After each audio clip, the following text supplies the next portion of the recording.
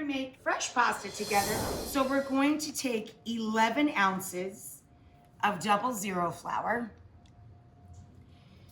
and about 2.5 ounces of ground semolina flour.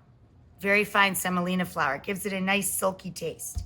Then you're gonna season it with a little fine sea salt. Comes in a shaker, okay? You can buy these flours easily online. Have them literally delivered to your doorstep. We're dumping the flour, look at me, literally on the kitchen counter. Now we're going to move the flour around with a fork and make a well. I cracked 4 eggs into the center of our flour. I poked the yolks so that we can scramble them up a little easier. So again, this is just salt, the semolina, and the 00. Now we're gonna take the tiniest bit of olive oil, good olive oil, and drizzle a little around.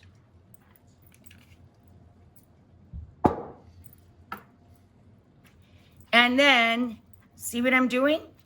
You pull a tiny bit of the flour in from the sides as we go to make a shaggy dough right on your table.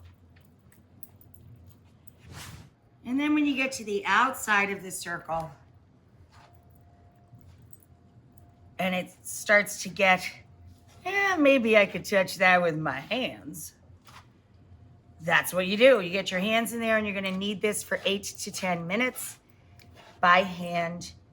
And then we're gonna wrap it in plastic and let it sit for 30 to 60 minutes. So wrap it up nice and tight in plastic, but the dough should be glossy and feel soft when you're done kneading it. And that'll take you about 8 or 10 minutes. So what I did with our dough is I cut it into 5 pieces. This is the last piece. The rest of it is sitting underneath a kitchen cloth and in between layers of parchment. We start for this with the pasta at one edge or the other of the arm on your KitchenAid or on your pasta maker of choice, okay? And we go through the first time, on mine it's number 10, but on KitchenAid it would be like 5 or 6. You go through 3 times on the first pass.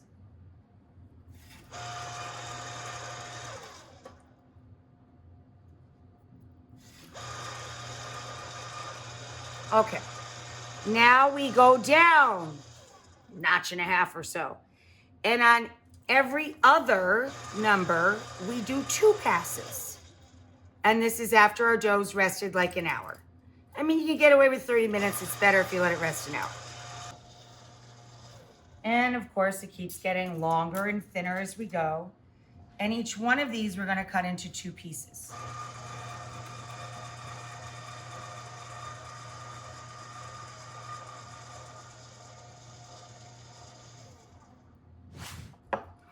We cut the trim.